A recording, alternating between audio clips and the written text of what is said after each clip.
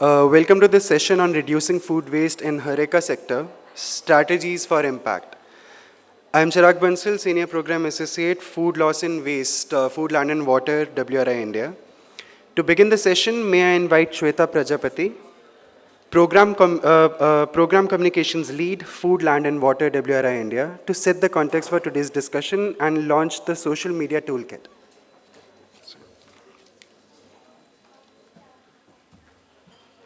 Hi everyone, good afternoon. Okay, people are still ushering in, but I'll just start. So basically, over these 2 days of discussion, we have been constantly realizing and acknowledging communication as one of the key levers for working on food loss and food waste reduction. So, but at the same time, question is that why these behaviors happen? Conventionally in India, we have known and we've seen that, okay, wasting food is not cool. We are not supposed to do that. We have grown up with this understanding and this culture. But yet we see that numbers tell us that the food waste generated at household levels, something is going wrong somewhere. So what can we do about this?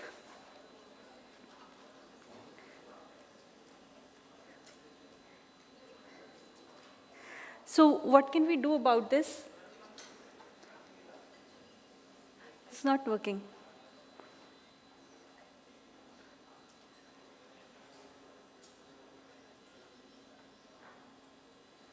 So the idea is that can we come up with a messaging, how do we shape a different kind of narrative?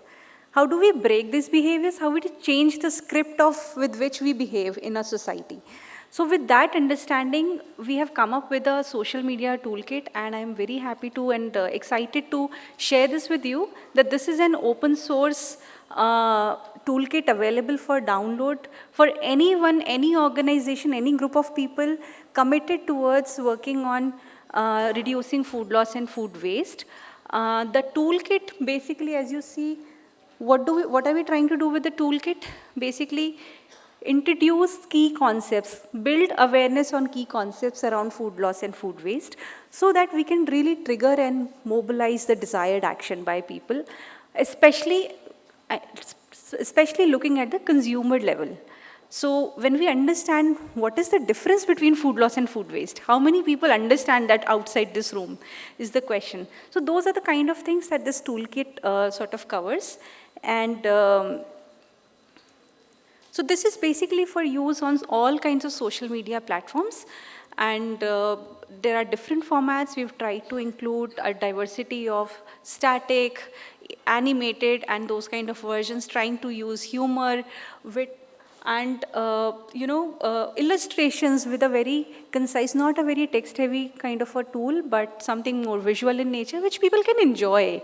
They enjoy and they would love to share. It can go viral if you put it on the right spaces. So that's the idea behind the toolkit. I would just like to give you a very quick snapshot of what exactly is there in this toolkit.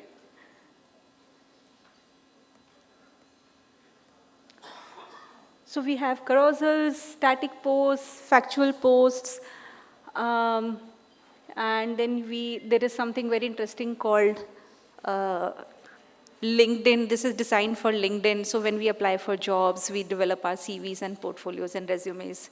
So how different the toolkit is basically built on a food verse, the concept of food verse. Different food items are trying to tell their stories, happy, sad, good stories, happy stories. What are the challenges they are facing? Ugly food items get thrown away despite that they are still functional for us. So that's the kind of we have reels also. So you can download the toolkit from here. Any questions, any thoughts on this? Can we play one of the reels? Yes.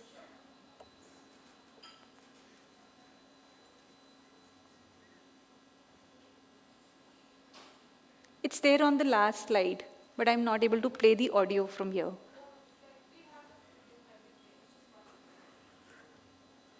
So feel free to reach out with your feedback, with any more ideas and suggestions that you might have. This is another step. So last year we had launched a HORECA toolkit and a consumer awareness toolkit for HORECA sector especially. This is another step, additional tool in our basket of things that we can utilize for building consumer level awareness. Yeah.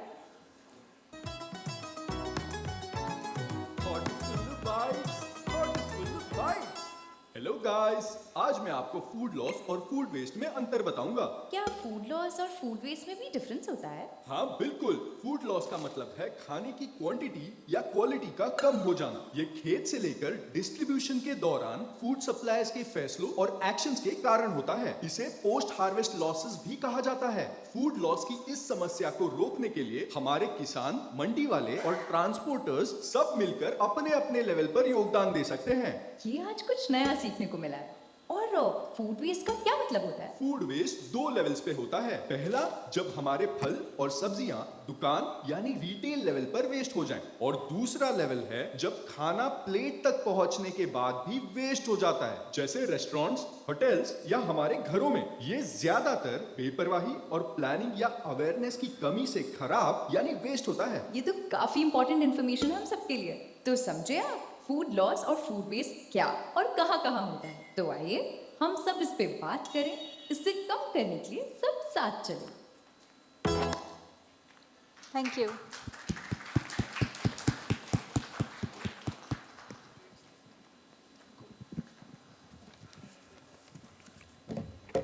Thank you, Shweta. We now proceed to the panel discussion. Our moderator for today's session is Devyani Hari, Senior Director, Center for Responsible Business. Devyani Hari leads the Circular Economy portfolio at Center for Responsible Business, where her work focuses on circular food systems, policy engagement, and industry partnerships. Our next panelist is Chef Gagandeep Singh Sahni, Executive Chef, Shangri-La Eros, New Delhi. Chef Gagandeep has over 23 years of experience leading culinary operations across luxury hotels and resorts in India and internationally. His expertise spans high-volume kitchens, menu planning, and food operations across diverse cuisines. Our next panelist is Luna Mishra, Lead Corporate Responsibility Sodexo India Services Private Limited. Luna has over 20 years of experience in sustainability and food service operations, leading initiatives that integrate food waste reduction into day-to-day business operation. Our next panelist is Shubhaprada Nisthala. She's Head Academics International Training Center for Food Safety and Applied Nutrition. Shubhaprada has worked extensively across the food processing industry on food safety, quality systems, and regulatory compliance, and now leads academic programs at International Training Center for Food Safety and Applied Nutrition. Our next panelist is Sachi Shah, Regional Partnerships Manager, Asia Pacific RAP. Sachi leads partnerships across the Asia Pacific region for RAP, driving collaboration to advance food systems transformation and food waste reduction with a particular focus on hospitality sector. I now invite Devyani Hari, just to mention that Sachi will be joining us online. I now invite Devyani Hari to moderate the discussion. Thank you so much, Chirag. Thank you for that kind introduction and a warm welcome to all the panelists and Sachi online. I hope you can hear us. It's always fun to be in the panel before and after lunch. So I think we have a responsibility here to keep our conversation to the point, crisp. I quite like when we talk about food loss and waste, right? And I thank WRI for keeping this banner up and running and your network of Friends of Champion, because we would think, and we've heard this, that as a society, as a culture, as a country, we've always worshipped our food, that we do not waste our food. The numbers tell a very different story. So I think the first is to acknowledge that perhaps somewhere we have lost some of our legacy. And it's time to reclaim, and things change. Consumption evolves, production evolves. So the reason, and why I also like, because it is something that all of us have to act on. I think in the last session I heard an interesting question: what are the numbers telling us? Where do we need to make the intervention? And I think the panelists actually addressed that quite well. But I thought it was a very simple answer: everywhere. I don't think, yes, of course, you prioritize your interventions, but I don't think we have the luxury to say that we can look at food loss, but okay, food waste is perhaps not big, or we look at households.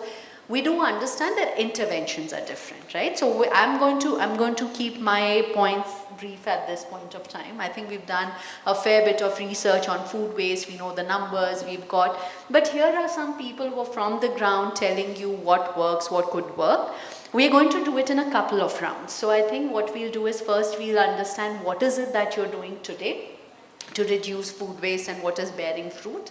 But we would like to wrap up and say that what is the way forward, right? Because we really need to take it out of this room.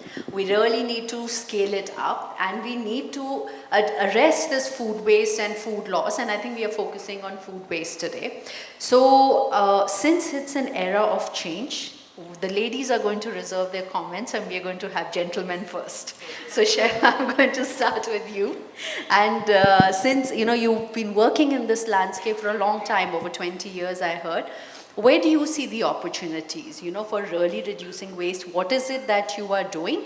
And what is the role that chefs can play in this transformation on reducing food waste? Over to you. Thank you. And correctly said, we are on the stage of food waste, not the food loss. So as a chef, it's a big responsibility, and the work for the brand we work, also sustainable practices comes in a matter. So as you know, the trend is to lay out a big buffets, whether it's a wedding or whether it's a coffee shop in a hotel. Spreading a big buffet is always a plus advantage, and to attract more and more customers. So this we have to do it, and of course this will generate more and more food waste. We can't make it zero, but yes, we can point out the stages where we can save. So earlier when we started the career, it was not a big highlight, I must say. It was a small thing that we should save food, because to have a more revenue, more profits, because it's automatically connected with the food revenue and the food profit. Yes, but on the sustainable part, food waste as well. So working with the stages from last 20 years now. From last 5 years, I guess the technology has also intervened in this. And as a Shangri-La brand, we do participate in a software called as a Winnow system, which is a waste management system. And most of the Shangri-La properties you go, you will find that system is already in place. So at our hotel also, it is placed for our buffet restaurant. I will give you a brief. I'll take 2 minutes, but I'll give you a brief. What is it? So it's a AI monitor system. We have a weighing scale and a garbage bin always placed. So post the buffet finish, example, the breakfast buffet got over, and we have a lot of food which is left over in the chefing dishes, and that food can't be reused because it's already crossed the high danger zone for more than 4 hours. So of course that food will always go in a dustbin, not for a consumption anymore. So we have a system where all the chefing dish food one by one goes in that dustbin, and that dustbin has an AI monitor, and the recipes are already fed in the system. I'll give you an example. If we are throwing a idli, the AI monitor will automatically judge that it's a idli, and when it's fall in the dustbin, it will record the temperature, example 500 grams. So it's automatically recording that on this day, example Monday, 500 grams of idli thrown in the garbage, and goes on chicken curry, sambar, many other things. All items of the buffet one by one goes in that. And automatically next day morning, me and my team will get a report, automatic generated report, which says yesterday idli 500 grams, sambar 1 liter, everything comes in a list, and also highlight which is the maximum, and also gives us a price also, because we have fed the recipes. So automatically the cost also comes, example 10,000 rupees of food yesterday went into the garbage post the buffet layout over. Then our team, we discuss that why every day idli is going in the dustbin, 1 kg. Can we reduce the production? Point 1. Second point, is the guest is not liking our idli. That means it's going more in the dustbin. If the dish is of a good taste, of course, the consumption will be high and the wastage will be less. So we keep tracking this thing with the system, and automatically this helps us. Also, one more example I would like to add. If it's a Tuesday and you see the mutton curry is more going into the dustbin, you can see that in the report. Automatically, next Tuesday I have to cook a less mutton curry.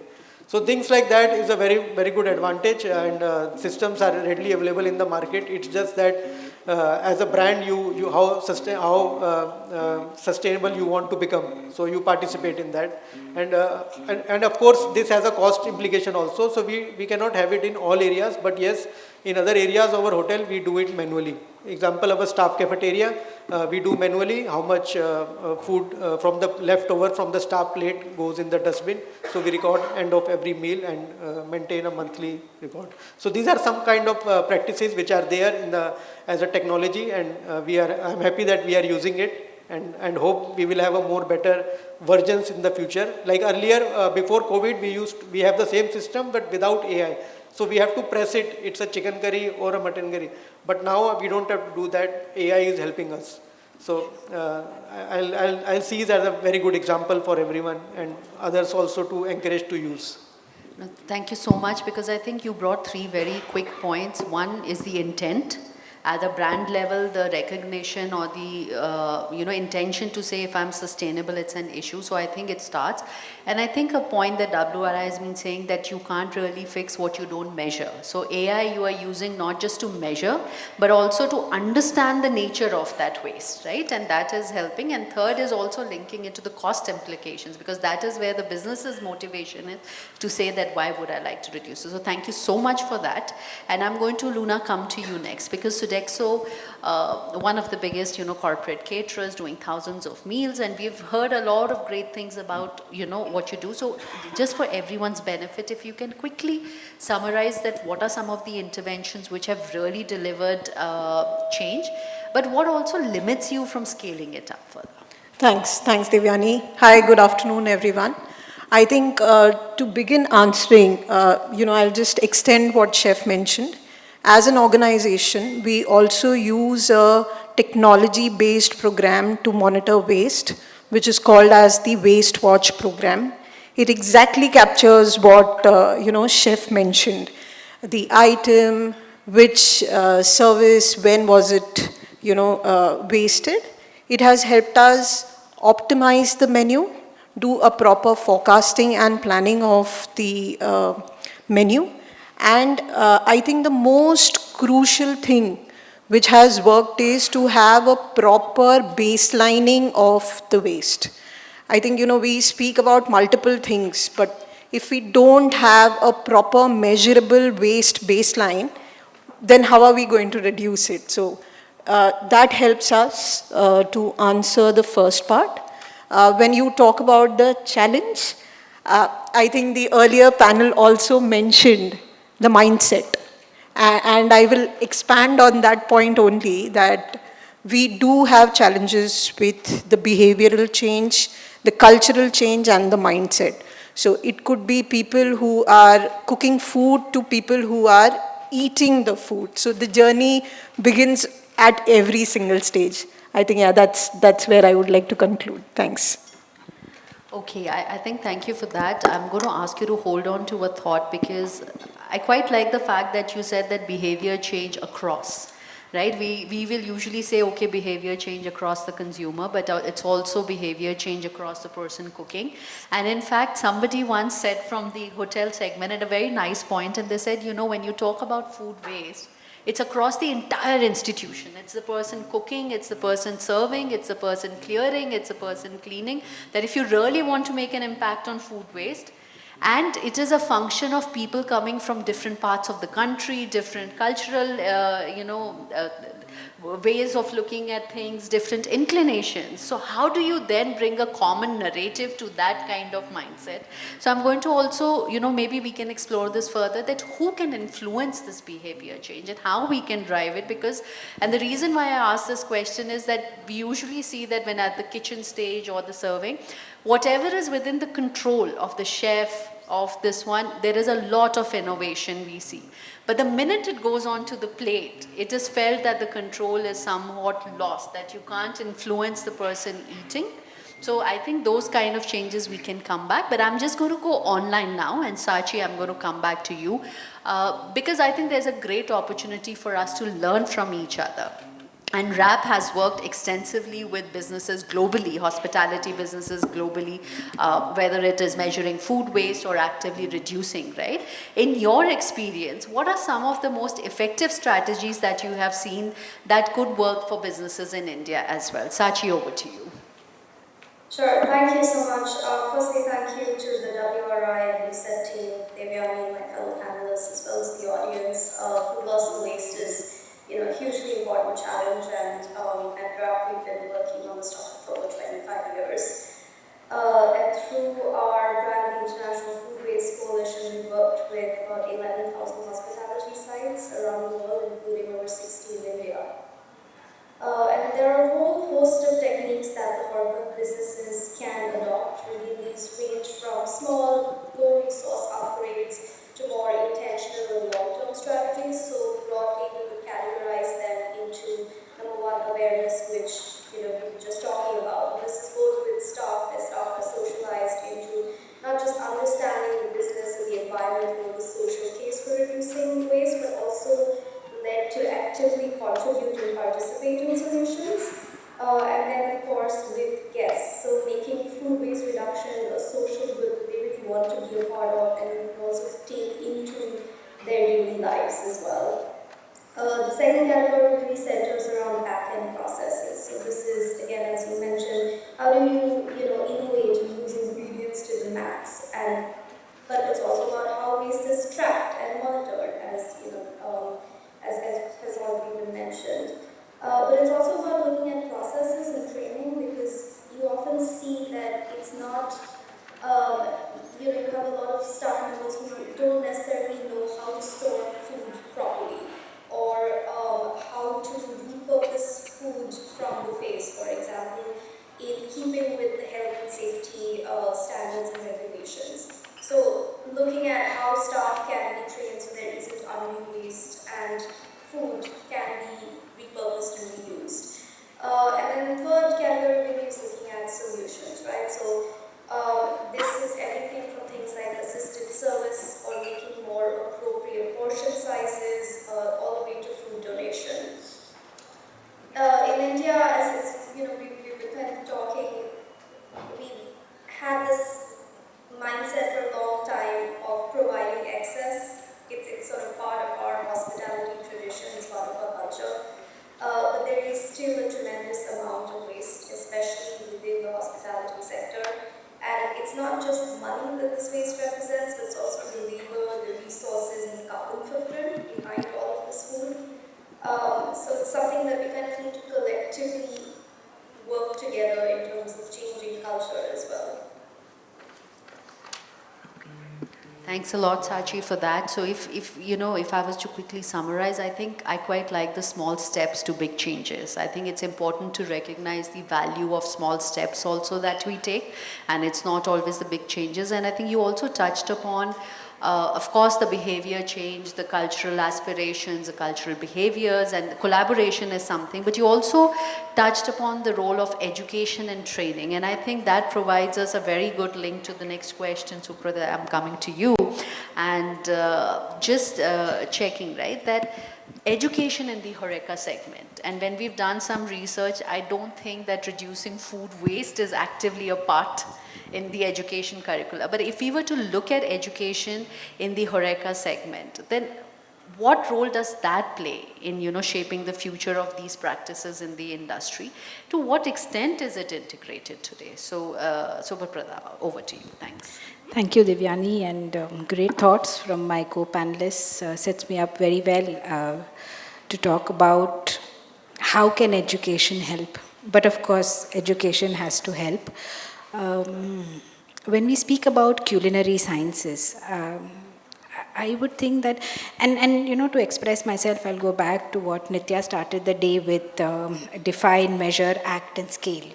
And to address your question first on to what extent, I think the measure part is fairly well addressed. Yeah?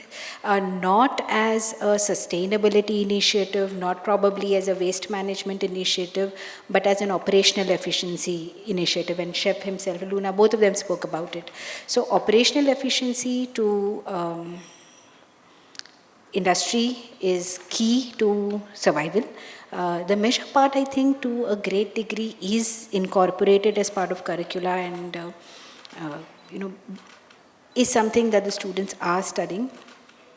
But we are unable to see the impact of that unless we bring in focus to the other three pillars: define, act, and scale.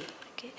In define, of course, they do understand what is food waste, but I would like to encourage more curricular inclusions of how do you move the indelible, inedible parts to the edible parts, you know.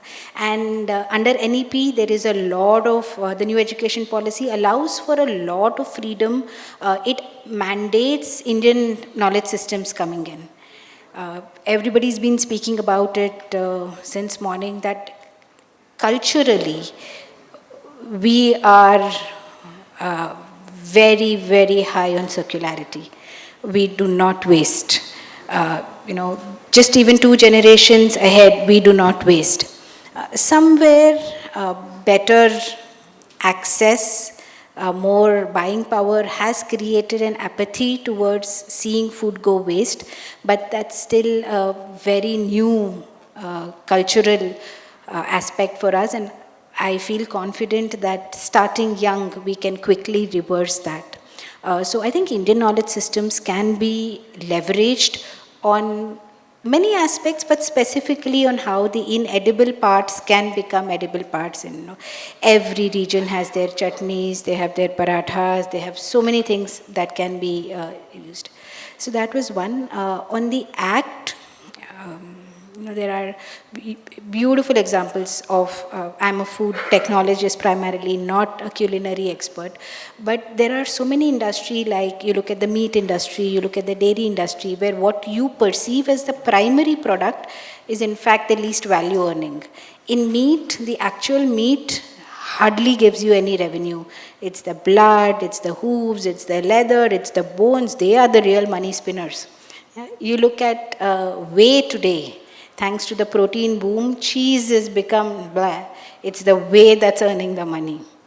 So that education inclusion, that, you know, you are sitting on a landmine of treasure, if it is brought in, that your tomato peels can go for lutein, it brings an awareness which they can practice when they are in the field. And scale, certainly, I think, I am not the expert on how we can bring it to scale, but the educational inclusion of methodologies to scale up whatever techniques they are coming up with, whatever ideas. There's a lot of governmental support. There's a lot of government support in terms of incubations, in terms of, help in thinking on how to scale up. That linkage into the culinary space, I think, will go a long way. Thank you. Thank you so much for that. So, you know, what I heard was the one, we need to act on all aspects. Just working on measure, if we don't know the define, if we don't know the act, then I think, like you said, we are not seeing the full impact. And also that there's a lot of innovation, there's a lot of new way of thinking that can be embedded, right? For me, to be honest, it was a learning that meat is the least revenue generating. Now, I don't know if I want to handle blood, but it definitely gave me some food for thought. And the other thing I also heard is, I posed a question more on HORECA education, but I think you said that education as early as we can start on the mindsets, and that was a thought I had when the social media toolkit was also being presented, that why don't we go to schools? You know, a lot of schools are actually now providing, like my son goes to a school where the school is responsible for providing him lunch, right? Now that's a wonderful place, and they're more open. You know, they're more open, and these children are connecting or identifying themselves more with sustainability, doing the right thing, being a little minimalist, to say that, okay, you may not eat too much, but please do not waste food. You know, so I think those are interventions for the social media toolkit, definitely to start at those points. But thank you so much for that. Saloon, I'm going to come back to you. And really the question is that you've looked at food waste reduction as a core part of your sustainability strategy, right? And why do you think it has been critical to look at it as part of day-to-day operations and not just like a standalone? What can other stakeholders in the industry? And if you can also touch a bit, and I'm adding because we've touched that behavior is definitely the largest limiting factor for scaling up, right? If there's any initiative that you've taken, any results, any thoughts, I'd be happy to hear. Thank you. Sure, thanks. So I think what has helped us to understand or, take the food waste diligently is it's not a sustainability initiative any longer. It's a part of the operational KPI. So I think adding food waste into daily operations has made the difference.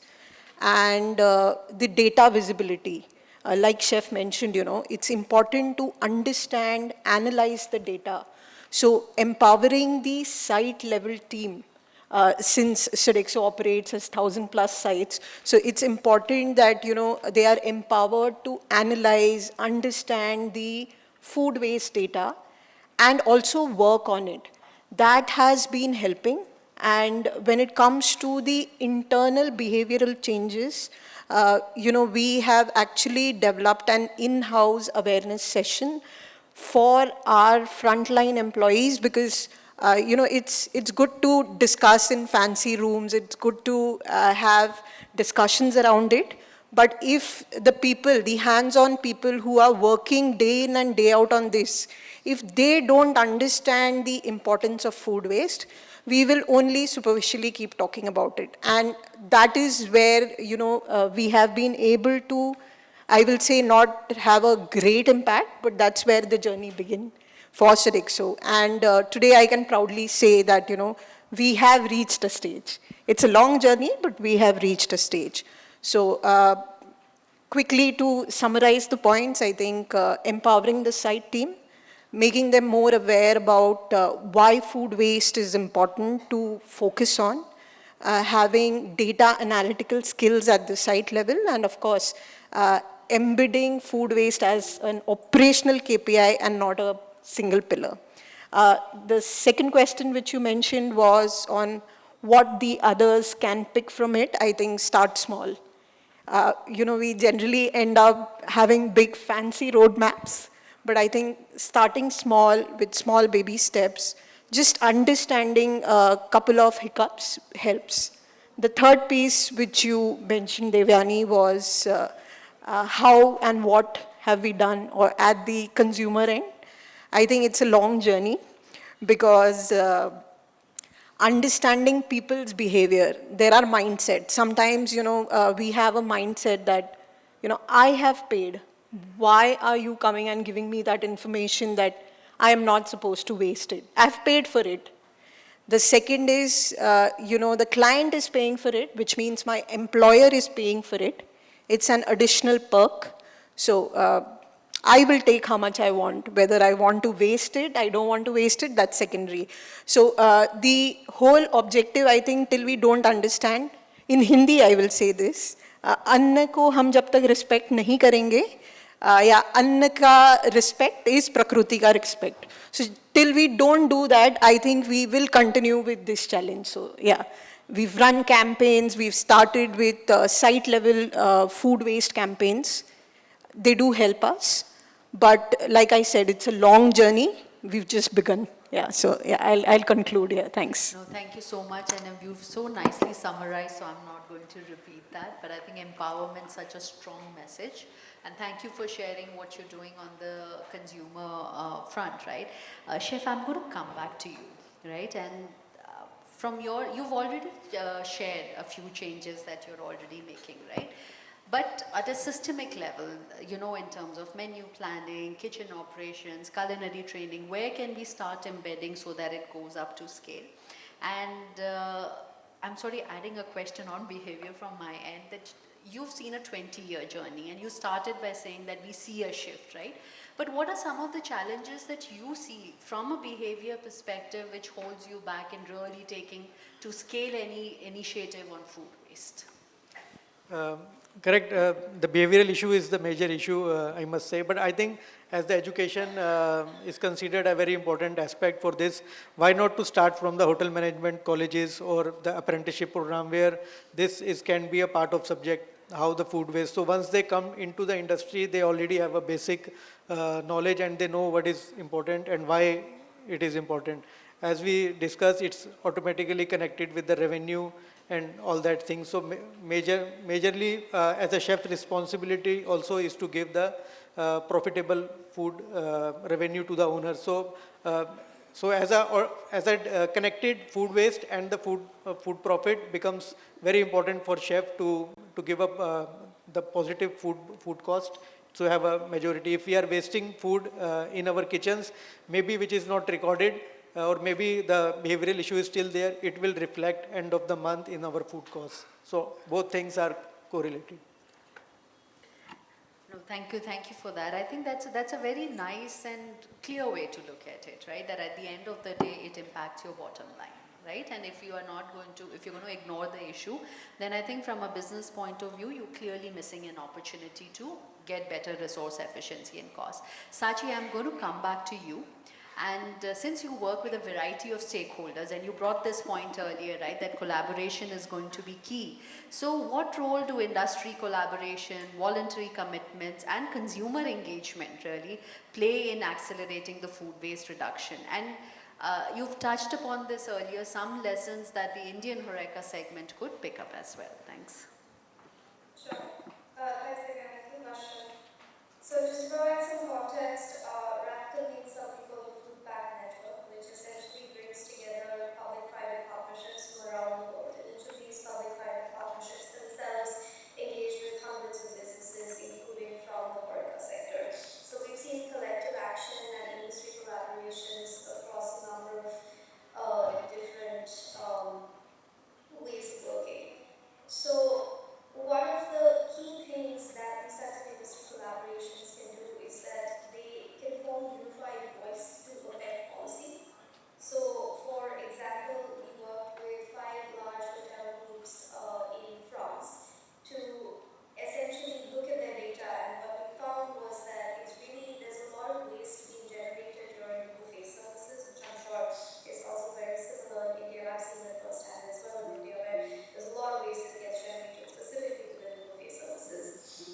And working together essentially enabled these businesses to form collective voice and address the Ministry of Agriculture to look at some of the health and safety laws to identify where, either through a technological intervention such as their refrigeration or just by revisiting what the health and safety laws are actually saying, where this issue of repurposing food from the buffet could be addressed. So that's sort of what we're seeing here is not only collective action challenges being addressed, but you're also seeing greater leverage over policy, as well as how businesses are able to pool their resources to address an industry-wide challenge.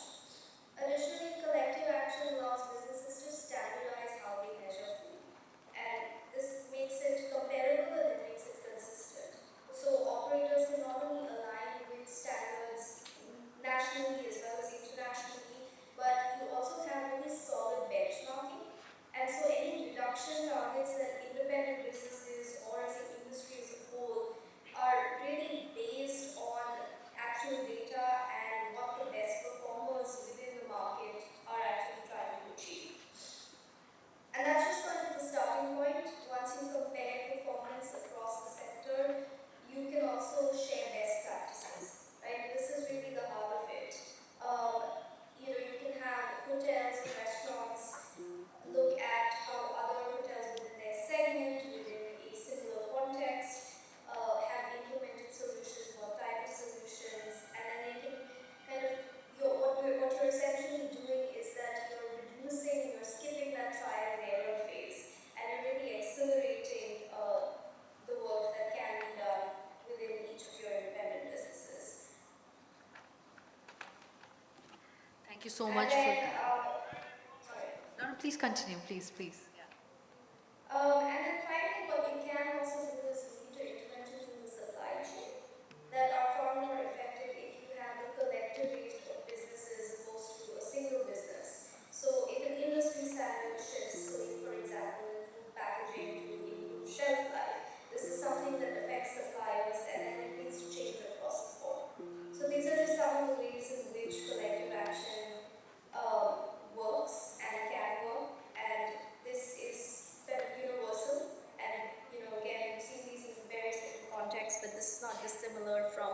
what can happen in the Indian context as well.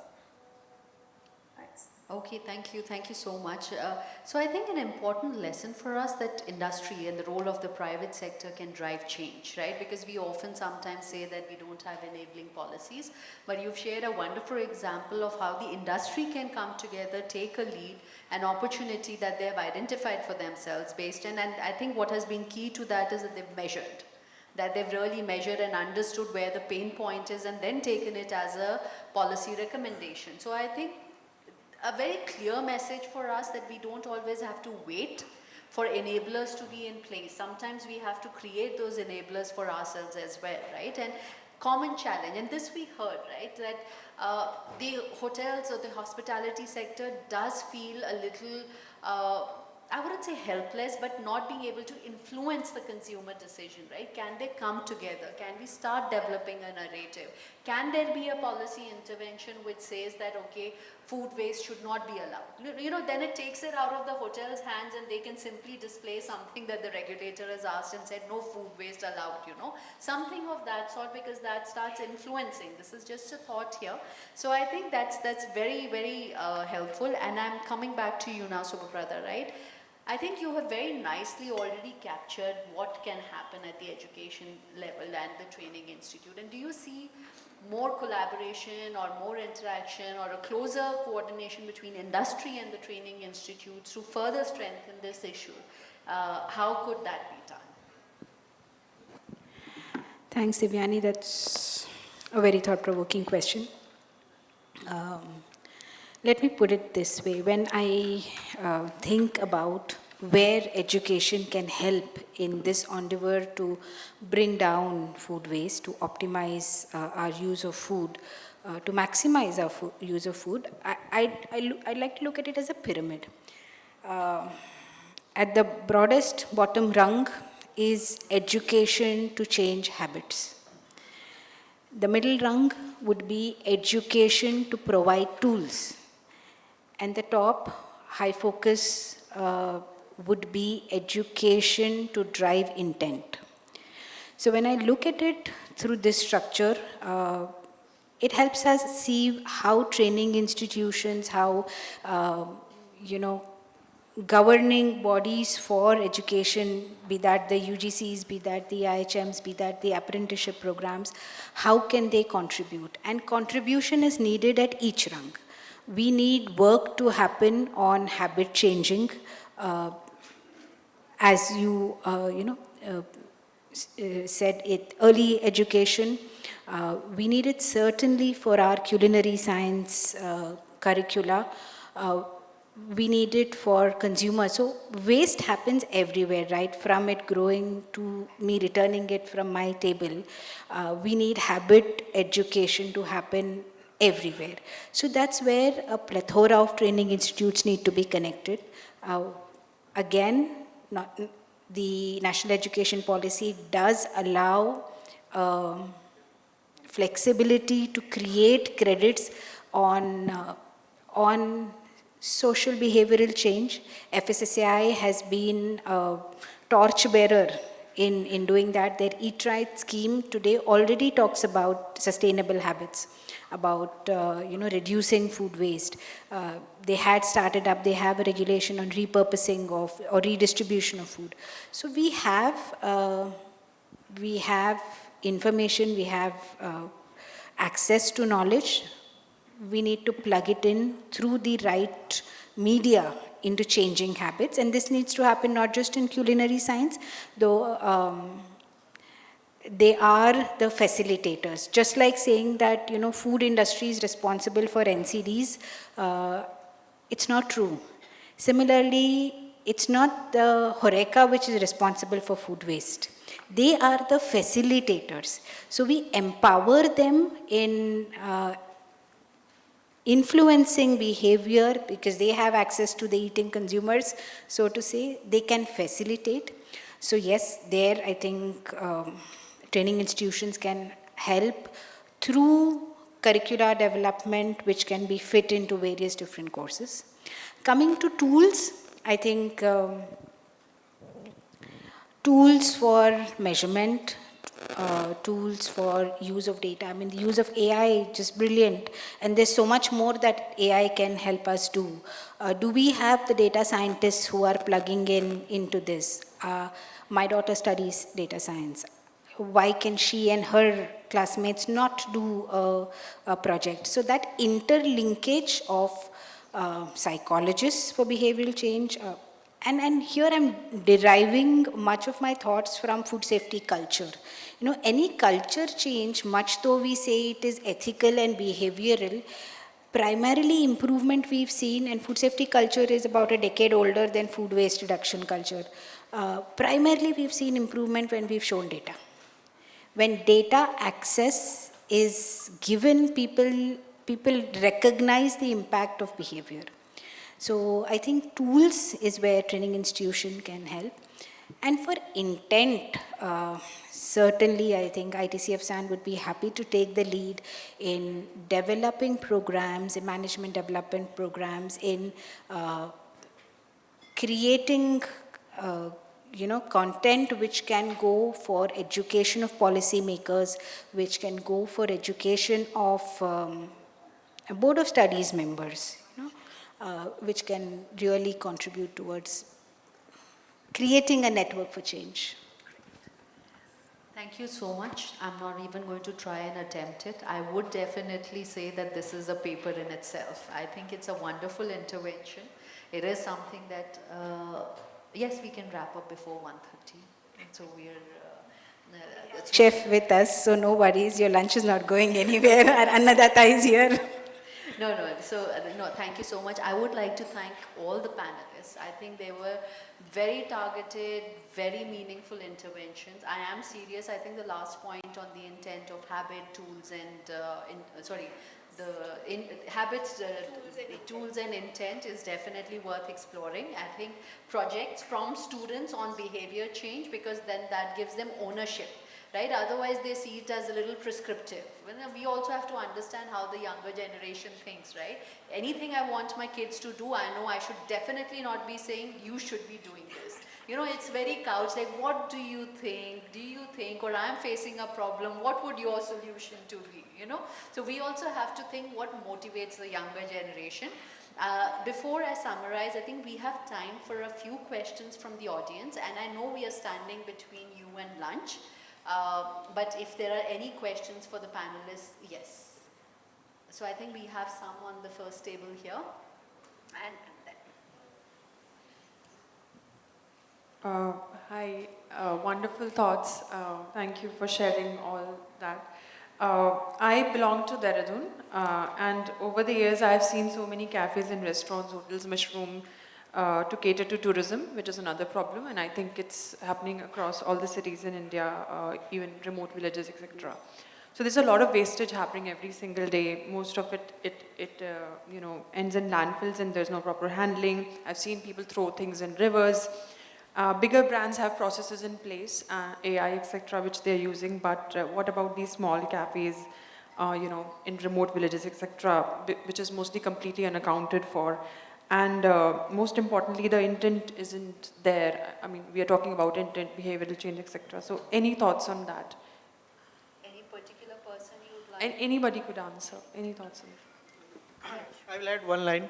The cafes, as you said, the smaller segments, I think they should focus on their menus. If the menus are smaller, they can control the wastage, production. The more bigger menu, more vegetable, more meat items to prep, to store, more chances of getting waste. So what my recommendation is that they should have a smaller menu featured on their signature dishes and sell more, and you have to cook 1 or 2 dish in a bulk rather than cooking 20 dish and throw 10.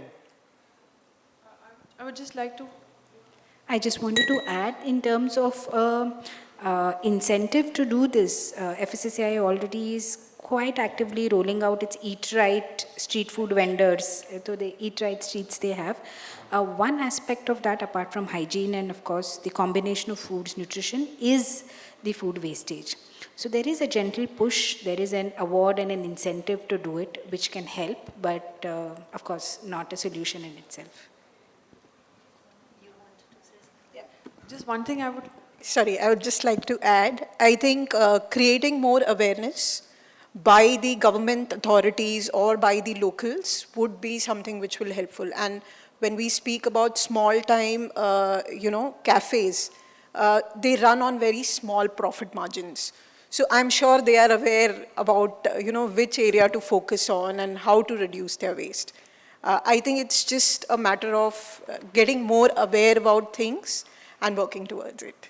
Yeah, Thank you so thanks. much. Request you to hold on to your thought and interact because there are some other questions. Sorry. I think the other thing I would say is that when we talk about sustainable tourism, we should talk about responsible tourism, right? Because it's a part of consumer behavior. It's part of, we do face this problem, not just food waste, but any kind of waste goes up. And I think there is definitely a need to inculcate a behavior of responsible tourism. So that is one intervention. But I know gentleman had a question, right?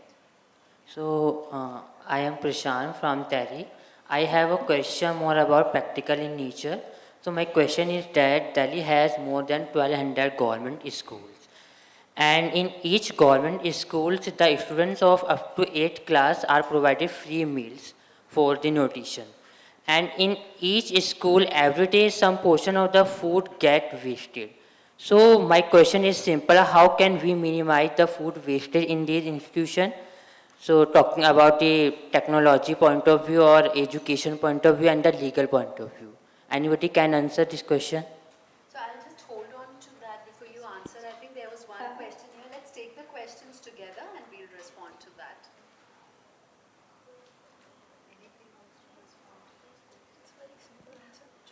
Hi everyone, I'm Aishwarya, I'm from Think Through Consulting. This is more a question from my own curiosity because I like to study consumerism a lot. In the beginning of the session itself, Dr. Ashok had talked about dichotomy of, how there is malnutrition, but there's also food waste that's happening in the country.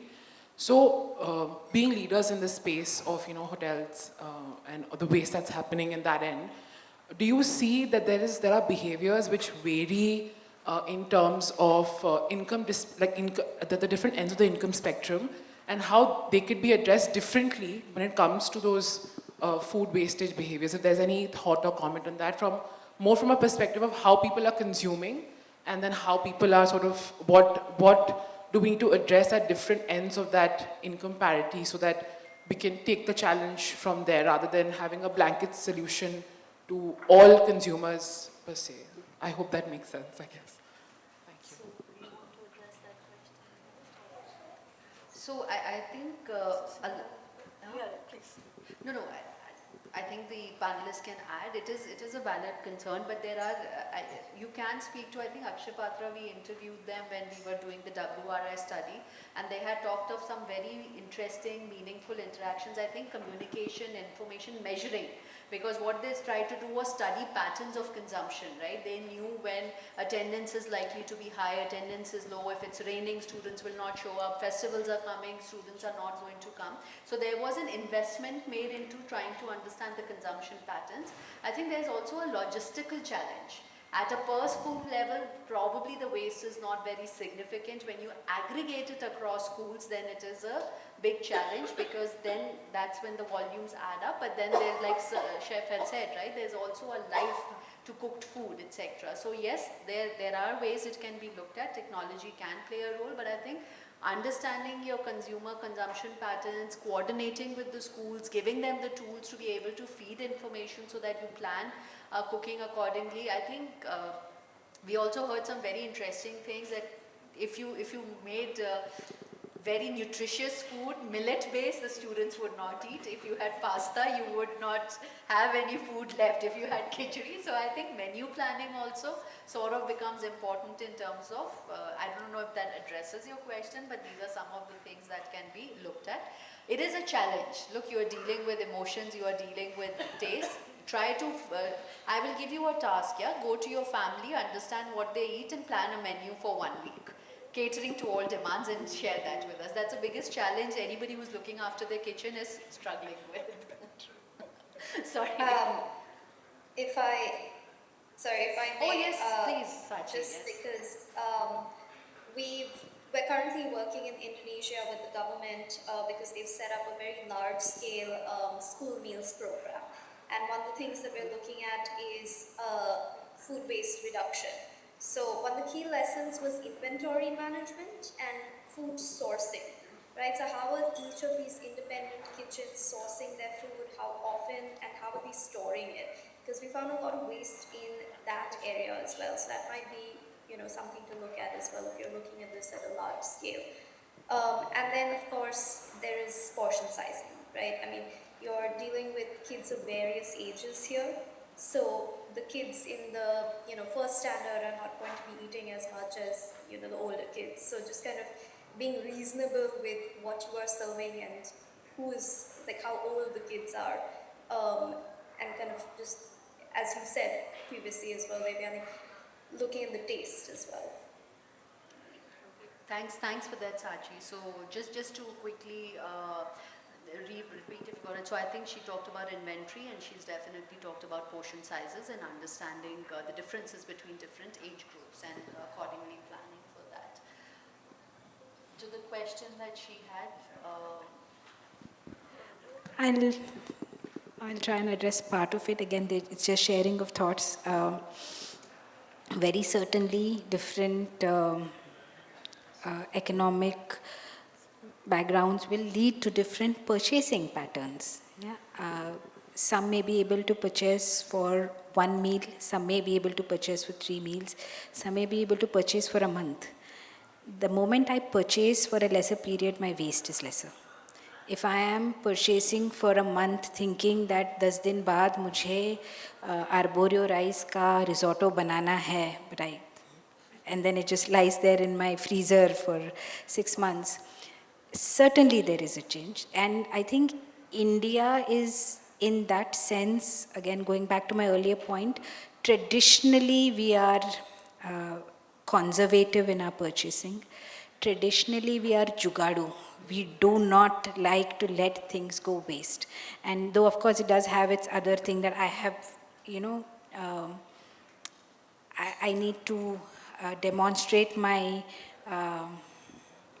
success by saying that I can buy more, probably, which is hurting us a little bit. But traditionally, I would think that the lower economic earners would be poorer wasters. Again, this is just thinking, I have no data to back this up, but this is just me trying to apply logic. Where does waste come will be where I have the means to buy in larger quantities. Do they require different interventions? For sure they require different interventions, and that's where the entire social media strategy toolkits that they've come up with, or behavioral intervention aspects. Even FSSAI, when they're doing their behavioral change aspects, they are doing it for the different strata. So yes, a lot of work certainly needed. It needs to be different. so thank you so much. Can I request if we can continue over lunch? Sorry, I think I do have a request to wrap up the session. And I thank everyone for your patience and for listening in. Please do continue to interact with the panelists. Sachi, thank you so much. I think you're not feeling very well, despite that you've joined us and you've shared some wonderful inputs. I'm not going to summarize all the points, but I think key ones, technology has a big role to play, but we have to start with measuring. The baseline is extremely important. I think starting small and building up to bigger things is very, very big. Then the thing also is the empowerment, I think, at all levels. Behavior change, of course, we are talking about, but industry collaboration, learning from each other, knowledge sharing, are some things that also